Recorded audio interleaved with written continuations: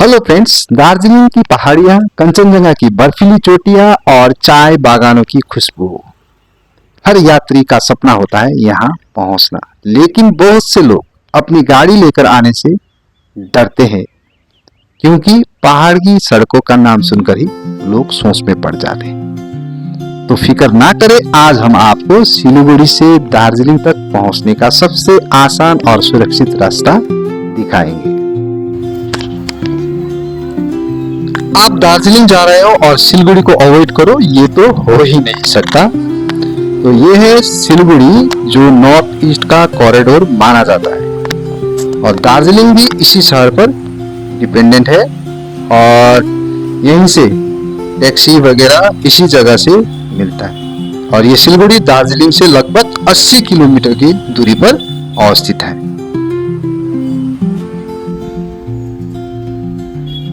ओह, ये क्या traffic jam है। अभी कुछ देर से मुझे ये ट्रैफिक काफी परेशान कर रहा है। यहाँ पर एशियन हाईवे का जो रूट है वो बन रहा है, तो इसीलिए ये आजकल काफी जाम होने लगी है ट्रैफिक। देखते हैं कब खुलता है, तब तक आप देखिए इस नजारे को। धीरे धीरे अब ट्रैफिक खुलने लगी।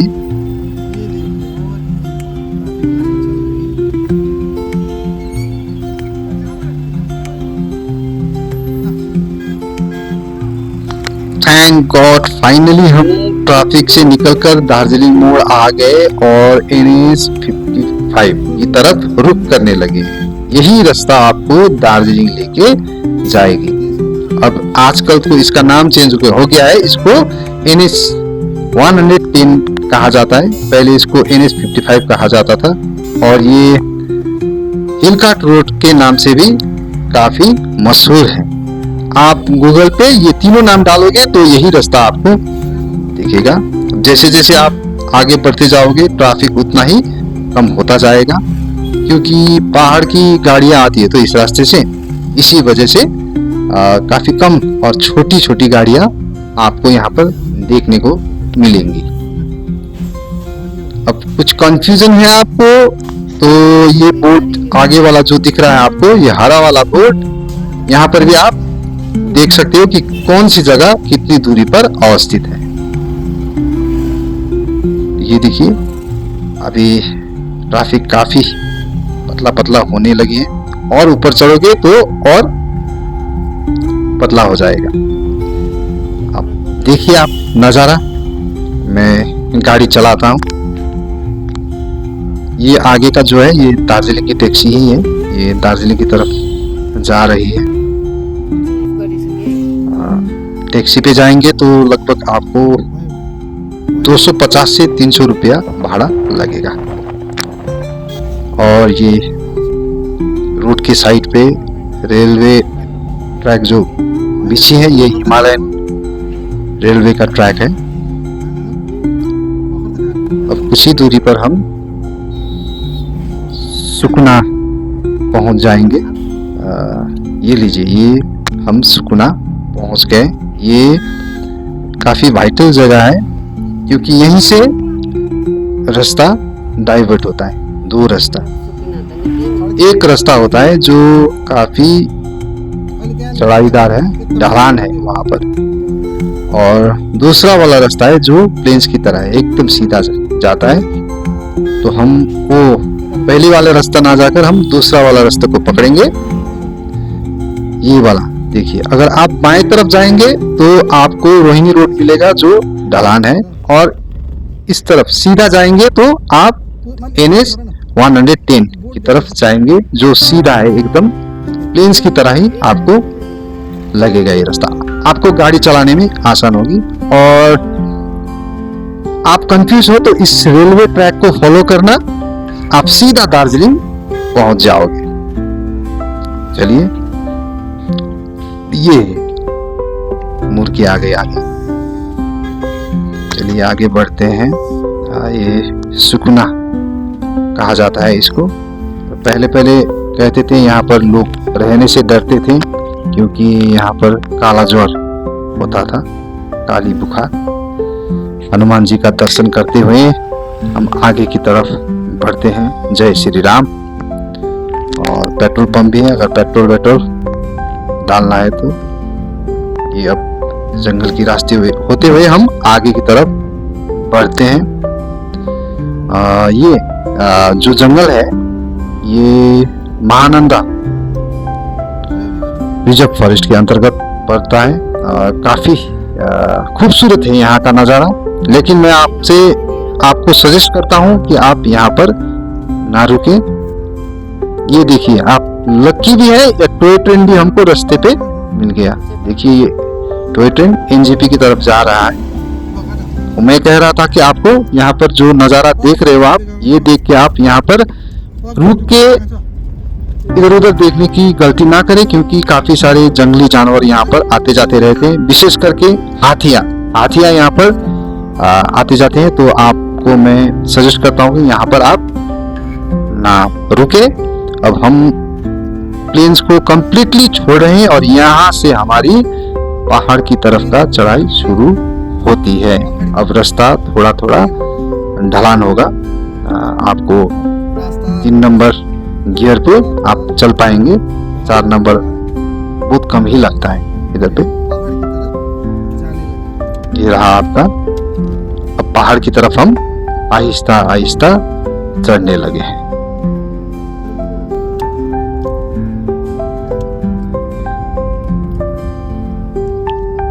ये देखिए, यहाँ से ये देखने वाले नज़ारा, प्लेन्स का नज़ारा, और ऊपर की तरफ जो पहाड़ी दिखाई दे रहा है, ये हमें साफ बता रही है कि प्लेन्स को छोड़ के काफी ऊपर आ चुके हैं। अभी हम एक छोटे से गांव जिसे रोंगटंग कहते हैं, वहां पर आ चुके हैं। अगर आपको आते आते रास्ते पे भूख लगी या आपको चाय पीने का मन किया तो आप यहाँ पर रुक के आप चाय वाय खाना वाना खा सकते हैं। और यहाँ का मोमोज जो है वो मुझे बहुत अच्छा लगता है, आप भी एक बार टेस्ट कीजिएगा। यहाँ पर मैं थोड़ी देर रुक के आपको एक बात बताना चाह रहा हूँ कि ये वाला देखिए, यहाँ पर थोड़ा कैमरा को, हाँ ये वाला जो रास्ता है ना, अगर आप हिल्स पे ड्राइव कर पाते हैं तो, अगर आपके पास टाइम है तो यहाँ से आप ऊपर की तरफ जा सकते हैं। और लगभग 10 किलोमीटर के डिस्टेंस पे यहाँ पर शिवखोला मंदिर बोल के एक मंदिर है, उसके आसपास काफ़ी सारे होम स्टे भी हैं और बहुत सुंदर अच्छा जगह है। आप के पास अगर टाइम हो तो आप ज़रूर जाइएगा। तो चलिए देर ना करते हुए हम आगे की तरफ बढ़ते हैं। और हिल्स पे हिमालयन रेलवे का फर्स्ट रेलवे स्टेशन यही है, जिसे रोंगटंग कहते हैं। शायद इसी की वजह से यहाँ पर ये गांव बना होगा, मेरा अंदाजा है, मुझे मालूम नहीं, लेकिन मुझे जहाँ तक लगता है वही हो। और यहाँ पर इसकी पुरानी तस्वीर भी है, देखिए कैसा था वो जगह, थोड़ा जूम करके दिखा रहा हूँ। हाँ ये वाला देखिए, उस वक्त कैसा था ये जगह, आज से तकरीबन कितने साल पहले, क्योंकि 1800 शायद 91 में ये रेलवे का इस्टेब्लिशमेंट हुआ था, तब की बात है। हिमालयन जो रेलवे है, ये दार्जिलिंग हिमालयन रेलवे जो है, ये वर्ल्ड हेरिटेज के अंदर आता है। यूनेस्को ने इसे विश्व धरोहर का की लिस्ट पे डाला है। चलिए देर ना करते हुए अभी हम आगे की तरफ बढ़ते हैं।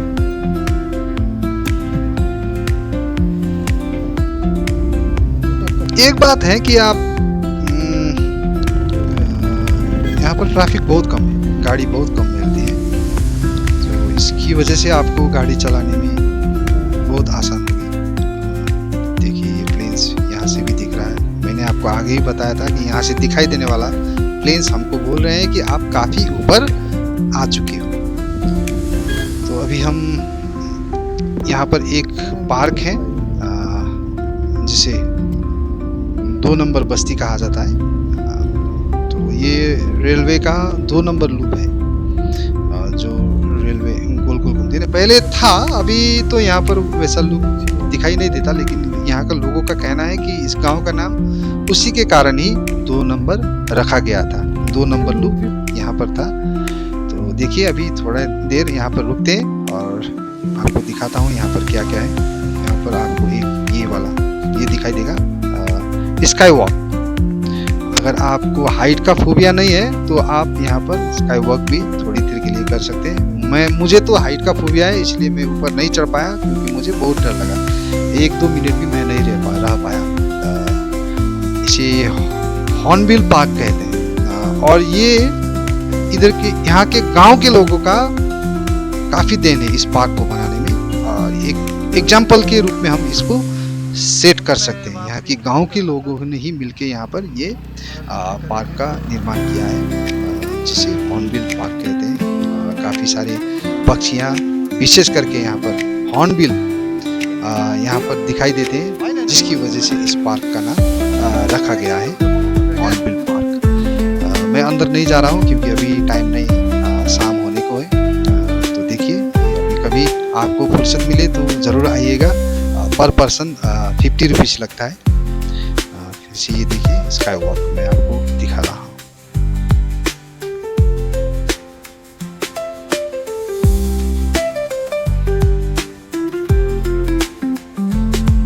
तो चलिए हॉर्नबिल पार्क के दर्शन करने के बाद आगे की तरफ हम बढ़ते हैं।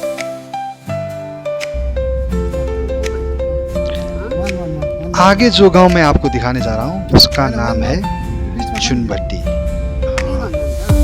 हिमालयन रेलवे का तीसरा सिलीगुड़ी से दार्जिलिंग पहुंचने तक हमें लगभग 5 रेलवे लूप मिलेंगे। इनमें से 2 हमने ऑलरेडी क्रॉस कर लिया है और तीसरा नंबर का लूप ये है जो चुनभट्टी पे अवस्थित है। तो चलिए देखते हैं, वो लूप को भी मैं आपको दिखाता हूँ। पहाड़ी इलाका होने की वजह से काफ़ी सारे स्प्रिंग वाटर यहाँ पर मिलेगा। ये देखिए ये है आपका चुनभट्टी, यही है आपका हिमालयन रेलवे का तीसरा लूप। ब्रिटिश इंजीनियरिंग का कमाल है ये, जहाँ टॉय ट्रेन को ऊंचाई चढ़ाने के लिए ट्रैक को गोलाई में घुमाया गया है और बीच बीच पे घर होने की वजह से यहाँ पर ये लूप उतना स्पष्ट नहीं दिखाई देता।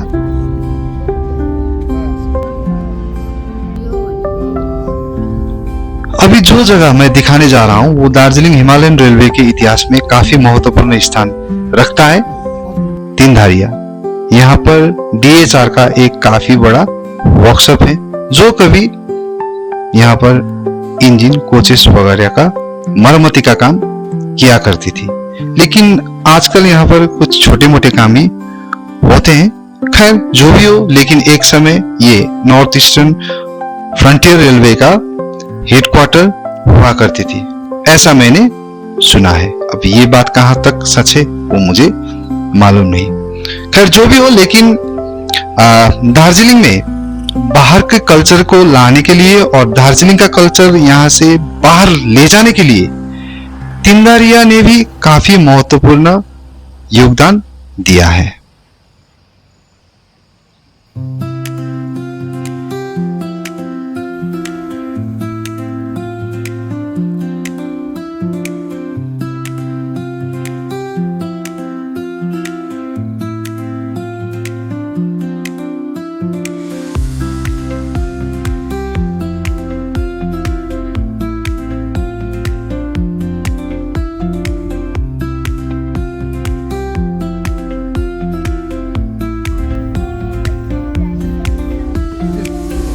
ये है तीनधारिया का रेलवे स्टेशन। यहाँ पर संगीना महोत्सव एक पिक्चर शूटिंग हुई थी जिसपे दिलीप कुमार जी ने रोल किया था। सारे के सारे मूवी यहीं पर बनी हुई थी।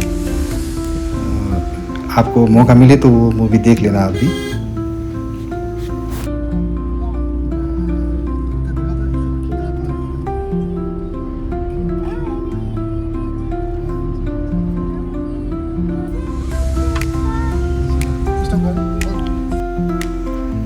ये है आपका मिशनरी ऑफ चैरिटी शांता भवन।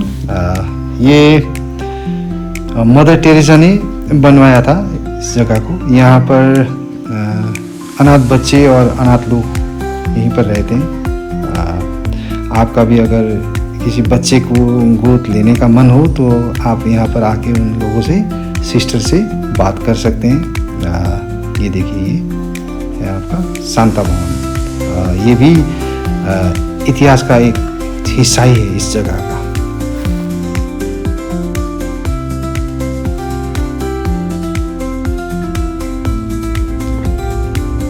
शांता भवन क्रॉस करने के बाद अभी मैं जो जगह आपको दिखाने जा रहा हूँ उसे स्मृति वन कहा जाता है।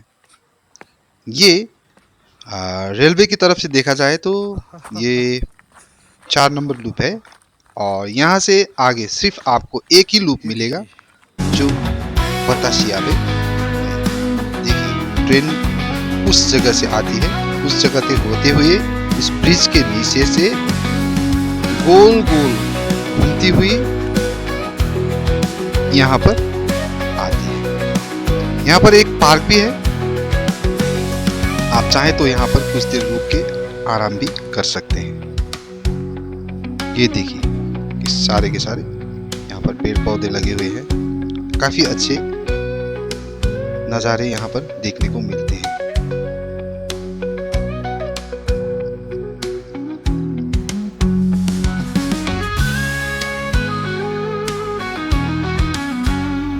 ये देखिए कितना खूबसूरत नज़ारा है।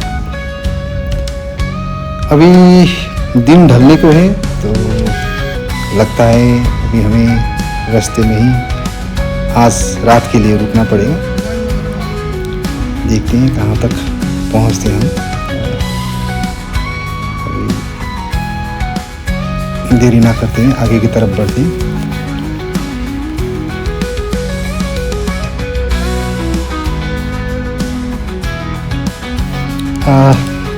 ये है आपका होटल सुमित। अगर आप अच्छे होटल में रुकना चाहते हैं तो इस रास्ते पर ये होटल काफ़ी बढ़िया है। इसे गयाबरी कहते हैं। आज रात हम यहीं पर रुकेंगे क्योंकि अभी मैं आपको रास्ता नहीं दिखा सकता।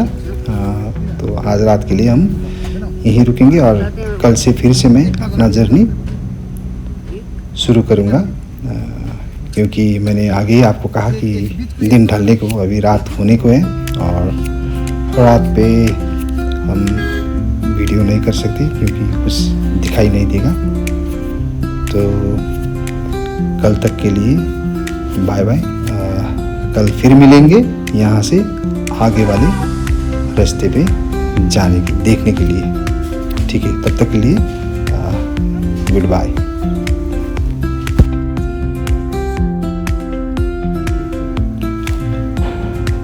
तो चलिए, सुबह हो गई, अब आगे का रास्ता देखते हैं। लेकिन आज थोड़ा हम अनलकी हैं क्योंकि धुंध, काफ़ी कोहरा है यहाँ पर। ये जो जगह है, ये जगह कोहरे के लिए ही फेमस है। आप अगर किताबों में भी देखेंगे तो दार्जिलिंग डिस्ट्रिक्ट में और अथवा वेस्ट बंगाल में सबसे ज़्यादा वर्षा कहाँ पर होती है तो आपको यही जगह का नाम सुनने को मिलेगा, जिसे पगला जोड़ा कहते हैं। हमारी लोकल लैंग्वेज में पगला का मतलब होता है पागल और जोड़ा का मतलब होता है छोटी सी नदी। ज्यादा बारिश होने की वजह से आपको यहाँ पर काफी सारी नेचुरल स्प्रिंग देखने को मिलेंगी, जिसे देखने के लिए यहाँ पर काफी सारे टूरिस्ट बाहर से आते हैं। इनमें से एक है ये वाटरफॉल। देखिए, ये अंग्रेजी अक्षर आई की तरह दिखता है।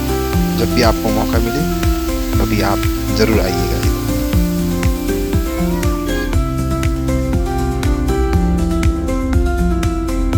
ज्यादा बारिश होने की वजह से ना यहाँ पर फ्रीक्वेंटली लैंडस्लाइड होती रहती है, इसीलिए ये पगला जोड़ा काफी बदनाम भी है। और ज्यादा लैंडस्लाइड होने की वजह से कभी कभार तो ये रास्ता पूरा ही बंद हो जाता है।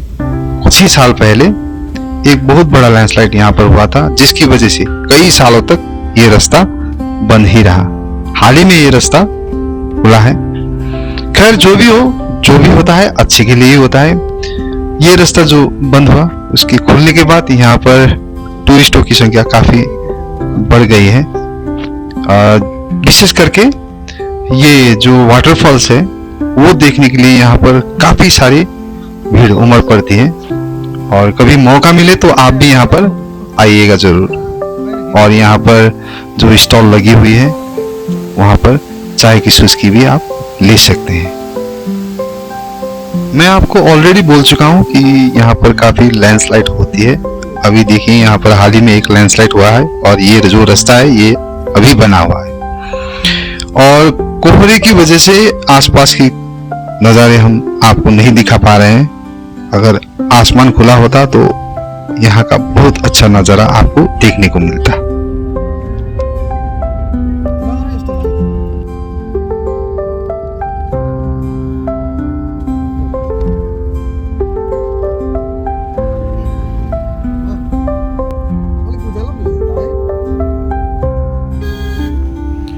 ये जो गांव है छोटा सा, ये महानदी है।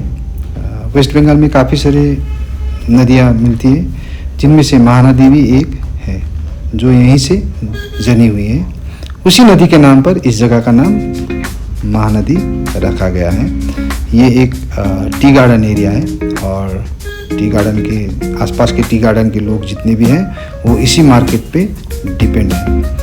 पहले तो बहुत बड़ा था ये मार्केट, लेकिन अभी गांव-गांव में रोड पहुंचने की वजह से इसका इम्पोर्टेंस काफ़ी घट गया है।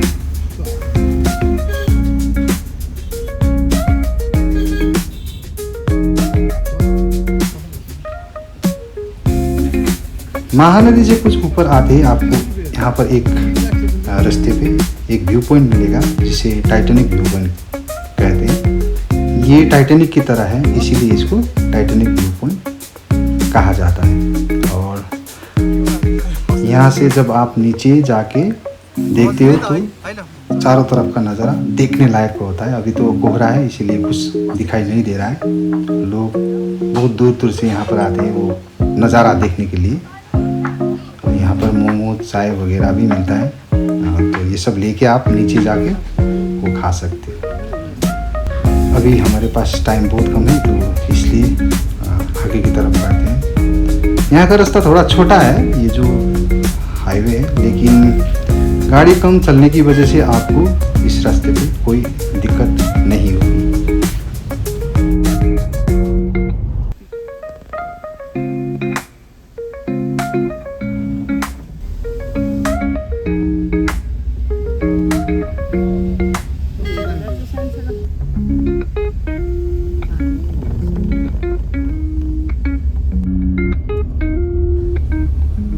हमारा अगला पड़ाव है गिद्दा पहाड़।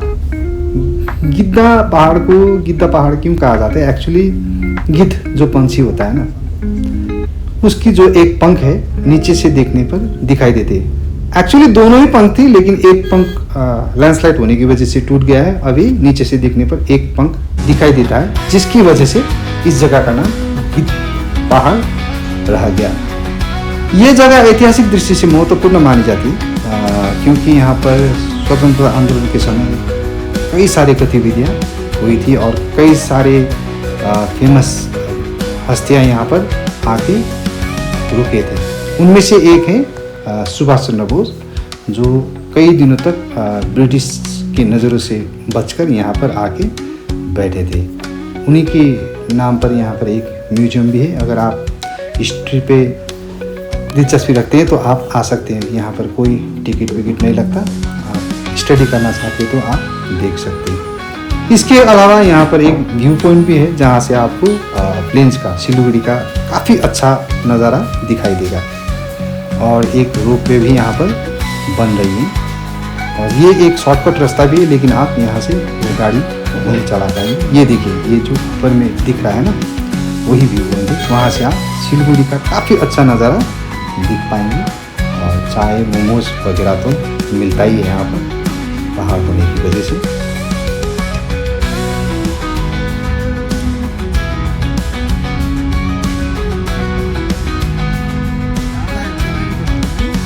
यहाँ पर एक मंदिर भी है जिसे मैं बहुत विश्वास करता हूँ। अपनी अपनी विश्वास है, आप शायद कई दूसरे मंदिरों पर विश्वास करते होंगे, लेकिन मैं इस मंदिर पर बहुत विश्वास करता हूँ। मेरी काफ़ी सारी मनोकामनाएं पूर्ण हुई है यहाँ पे आके।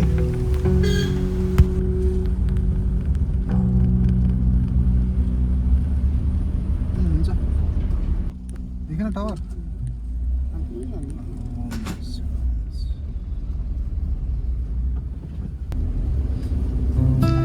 अब कुछ ही देर बाद हम उस जगह पर पहुंचने वाले हैं जहां पर NH 110 और रोहिणी रोड एक दूसरे से मिलती है। ये रोहिणी रोड वही है जो मैंने आपको सुकुना में रोड डाइवर्जन के वक्त दिखाया था। ज्यादातर पैसेंजर इसी रोहिणी रोड को प्रेफर करते हैं क्योंकि ये थोड़ा शॉर्टकट है, लेकिन मैं आपको मेन रोड आने का ही सजेस्ट करूंगा, खास करके जब आप अपनी गाड़ी लेके दार्जिलिंग की तरफ आ रहे हैं। ये देखिए, ये जो गाड़ी आई ना अभी, ये रास्ता है रोहिणी रोड। इसे जीरो कहा जाता है और यहीं से दार्जिलिंग की असली यात्रा शुरू होती है। सिलीगुड़ी से कर्सियंग तक का ये रास्ता आसान, सुरक्षित और सुंदर है। पहाड़ की गोद में प्रवेश करने का सबसे सुहाना तरीका। अभी कुछ ही देर बाद हम कर्सियंग टाउन पहुंचने वाले हैं। कर्सियंग एक्चुअली लोकल लैंग्वेज में इस जगह को खरसांग कहा जाता है और यहाँ का एक लोकल लैंग्वेज है। खरसांग का अर्थ होता है प्लेस ऑफ वाइट ऑर्किड। ये देखिए कितना खूबसूरत नज़ारा है। ये सारे के सारे कर्सियंग टाउन है।